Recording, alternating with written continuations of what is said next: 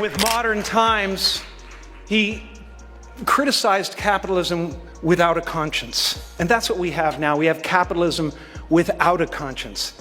He showed the common man being fed through gears of the brutal, dehumanizing industrial age. He took on the American right wing of his day, its worst evils: hatred of immigrants, contempt for the truth, greed, and the abuse of power. A terrible, stupid person, actually, that couldn't do the job well. And I fired him, and he sort of confirmed it. I don't know how he confirmed it. Donald Trump just fired back at Jim Carrey. And let's be real, this is shaping up to be the most unintentionally hilarious comedy special of the year. Carrey's roast had Trump fuming, pacing around Mar-a-Lago like a rejected SNL skit, probably workshopping insults between bites of overcooked steak. Now, he's unleashed his response, and as expected, it's completely unhinged. But did he actually land a decent comeback? Or is this just another public meltdown? Stick around because this back and forth is getting messier than his hair in a strong breeze. But I used to love to draw cartoons, and I thought, oh, Me too. you played a cartoonist. This whole thing has brought back my 8-year-old self. It's been a gift from God. It's like literally like brought me back to 8 years old, where I used to sit in my room. Trump is toast. The one that's the most successful is Greg. Is who? Greg Gutfeld. So Jimmy Kimmel, we got to make him great again? Jimmy Kimmel's a loser. Look, Jim Carrey never holds back. He's spent decades making people laugh, twisting his face into expressions that defy human anatomy, and delivering comedic takedowns with sniper-like precision. And when it comes to Donald Trump, Carrey has had an absolute field day. So when Trump finally fired back, you just knew it was going to be the kind of meltdown that makes a toddler's tantrum look dignified. Shamelessness is not and will never be a superpower. It is the mark of a villain. Kidnapping children is not what great nations do. Almost half of America at this moment believes there is a sinister deep state diabolically plotting to what? What is the sinister plan here? We in America are misinformed. Trump, a man who prides himself on never letting an insult slide, took the bait like a fish that spent its whole life waiting to get hooked. His response was exactly what you'd expect: a barrage of grievances, victimhood, and classic Trumpian exaggerations. If taking jokes personally were an Olympic event, he'd have more gold medals than his fake university handed out degrees. And in true Trump fashion, his response wasn't really about addressing Carrey's roasting. It was about reminding the world that no one, absolutely no one, disrespects Donald J. Trump and gets away with it. Except, of course, everyone who has ever roasted him. Whatever happened to the element of surprise? The element of surprise. What a group of losers we have. Carrey, in his usual over-the-top fashion, painted Trump as the human equivalent of an out-of-service fax machine, noisy, outdated, and constantly jamming up the system. It was the kind of roast that burned so deep it probably left a mark on Trump's spray tan. And rather than let it slide like any normal person who can take a joke, Trump did what he does best. He made it everyone else's problem. I just want to express it in a positive way. I want to turn everything painful into art. Predictably, Trump's response included all the usual hits: washed up, not funny anymore, Hollywood elitist, and of course the all-time classic, some version of people are saying, which in Trump speak is code for, I just made this up, but it sounds good. And naturally, in Trump's version of events, Carrey isn't just a comedian who made fun of him.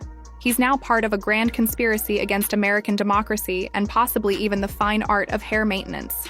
Actually, Israel is the one, and you should let him go and let him finish the job. He doesn't want to do it. He's become like a Palestinian, but they don't like him because he's a very bad Palestinian. He's a weak one. Melania, as usual, stayed out of it, but you have to wonder what her reaction was behind closed doors. Maybe a well-practiced eye roll. Maybe a deep sigh as she mentally calculated how many more years of this she has left. Or maybe, just maybe, she secretly enjoyed the fact that someone finally said what she's been thinking since day one. Meanwhile, Trump's inner circle likely held a crisis meeting to figure out how to spin this. Should they accuse Carrey of being a radical socialist? Claim he's part of the deep state? Pretend it never happened and pray Fox News doesn't cover it? The possibilities were endless. But the best part? Carrey was probably somewhere grinning ear to ear, knowing he got exactly what he wanted. Trump taking the bait, proving the joke wasn't just funny but downright prophetic. Because if there's one thing Carrey and the rest of the world know, by now it's that Trump can dish it out, but taking it? Well, that's a whole different story. Melania Trump reappeared at Trump's big dollar fundraiser in Florida over the weekend, looking absolutely miserable, looking like she is being held hostage. You have to see this. Just wanting change. The rich people want it, poor people want it, everybody wants change. Our country is really doing poorly. We're a laughing stock all over the world, and we're going to get that change very quickly. And this has been some incredible evening before. The suspicions that Melania has been conspicuously missing from the campaign trail for very specific reasons, she doesn't want to be there, it seemed to be borne out by her presence here. Jim Carrey has been roasting Trump for years. His paintings alone could probably make Mar-a-Lago's gold-plated walls spontaneously combust. But this time, he delivered a verbal smackdown so brutal that even Trump's most loyal fans had to pause and ask, wait, does he have a point? It wasn't just the usual jabs about orange spray tans, incoherent speeches, or golf obsession, though let's be honest, those never get old. Carrey went straight for the core, exposing Trump's well-documented habit of rewriting history, claiming victories where there were none, and blaming everyone but himself when things go south. It was the kind of speech that left even Fox News anchors scrambling to find a way to spin it, and that's saying something. Look what Jim Carrey says. This is sick. This came out this morning. Innocent people are now being slaughtered, families ruined, and children's lives destroyed, all in his name.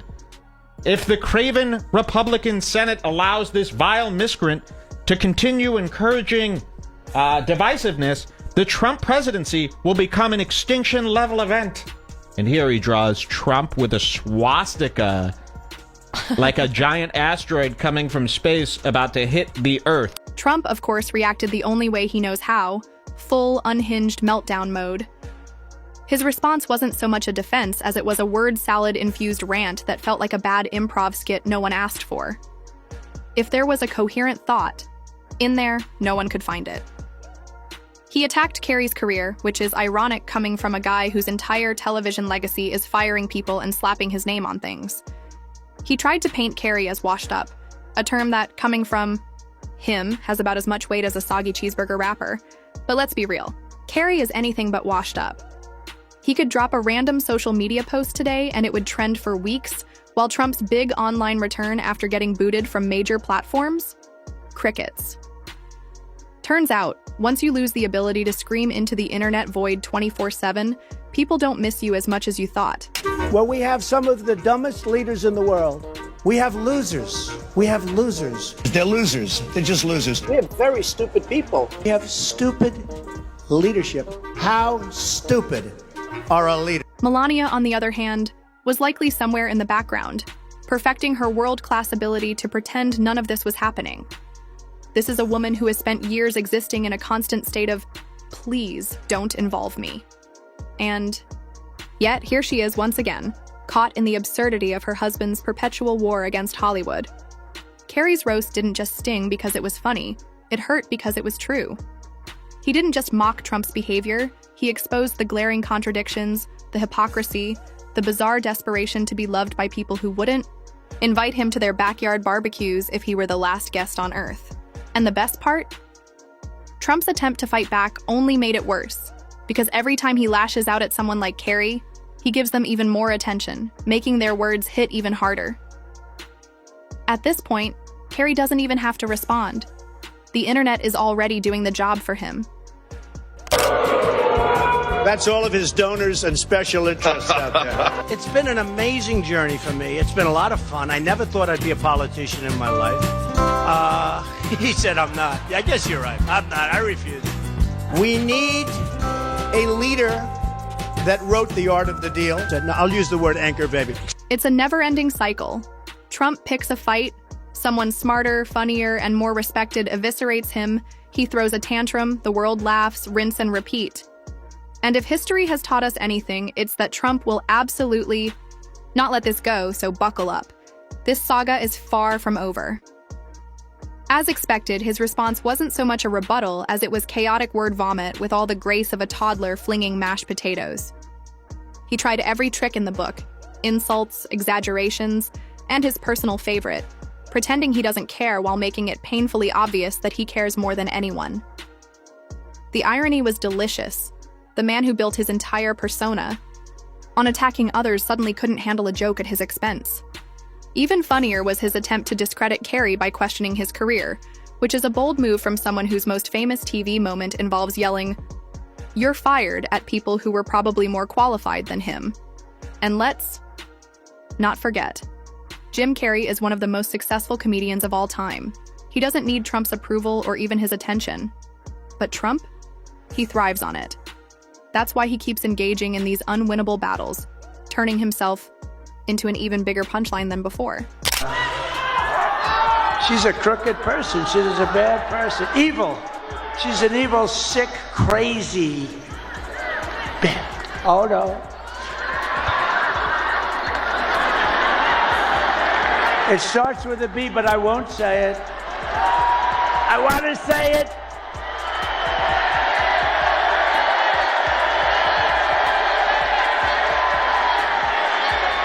By the end of his rant, it was clear Trump had accomplished exactly one thing, reminding everyone why Carrey's takedown was so spot on in the first place. Because if there's one thing Trump does better than anything else, it's proving his critics right.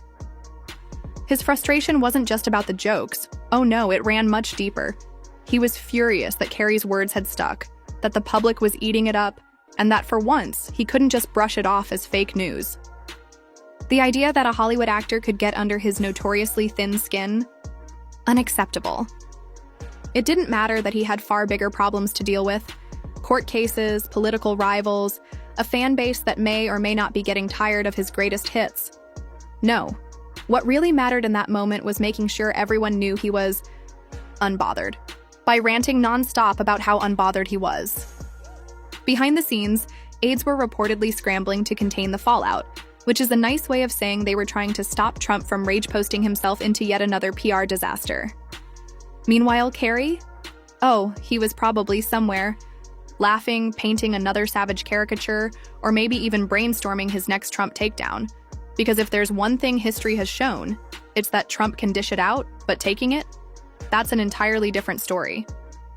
Federation. I said it's illegal. We have very stupid people. Media, look at all those people back there. Scavengers. They're like scavengers. Carrey didn't just let Trump's response slide. He treated it like fresh material for an encore performance, unleashing the energy of a man who has spent decades perfecting the art of comedic annihilation. With razor-sharp wit, he fired back, even harder, proving once again that Trump's notoriously thin skin was no match for his cutting humor. Whether through a blistering interview, a scathing social media post, or yet another brutal caricature, Carrey made it clear that Trump's tantrum had only made the roast even funnier. And here's the kicker. Carrey didn't just call out Trump, he turned the whole situation into a spectacle. His fans were eating it up, media outlets ran wild with the story, and Trump, well, he was left fuming in the Mar-a-Lago dining room, muttering to anyone who would listen about how Hollywood was out to get him. Because in true Trump fashion, his attempts to clap back only made things worse. The more he ranted, the more he played right into Carrey's hands. And if there's one thing we've all learned by now, it's that giving a comedian more material is like handing a pyromaniac a flamethrower. Things are only going to get hotter. Apparently I was threatened on Twitter, so I don't know. I didn't see the thing. I heard there was, some severed goat head, and I'll see you soon kind of thing. But, you got to speak, man. You can't, this is not a time to clam up, and not a time to get frightened. You have to do what you have to do. This is dire. Carrey wasn't just roasting Trump at this point. He was delivering a full-on comedic masterclass, effortlessly flipping every attempted comeback into another joke, and turning Trump's rants into self-parody. The irony was almost too perfect. A man who desperately wants to be taken seriously was now being clowned on by a guy best known for talking out of his butt in Ace Ventura. And let's be real, Carrey was having the time of his life. While Trump's response was filled with the usual grievances, paranoia, and bizarre attempts at self-flattery, Carrey treated it like the easiest comedy setup in history. It was almost unfair. Trump practically handed him material on a silver platter, and Carrey, being Carrey, ran with it like a cartoon character in hyperdrive. We have a president who started out when the country was together and had a wonderful leader, and he is tearing us limb from limb. Well, destroying every institution. Let's talk about this Donald Trump, even though we don't want to. Let's bring it on the panel. Yeah. He's a car salesman. He's a con car man. salesman. Absolutely. And he's, he didn't make America great again, but he did turn back the odometer. The result? A spectacle that had everyone laughing, except, of course, Trump, who was probably pacing around Mar-a-Lago, demanding to know why nobody was taking his meltdown seriously. At this point, it was obvious he had picked the wrong fight. Because if there's one thing you don't do, it's try to out-comedy a comedian who has built a career on obliterating egos with a single punchline. And poor Melania, you just know she was somewhere in the background, staring off into the distance, calculating exactly how many more public embarrassments she has to endure before she can finally live her best post-First Lady life in peace. In the end, Trump's response to Carrey was just another entry in the never-ending highlight reel of his fragile ego being punctured by someone with a sharper wit and a better sense of humor. And as for Carrey, he'll keep doing what he does best. Making people laugh, exposing hypocrisy, and proving once again that when it comes to roasting Trump, the material practically writes itself.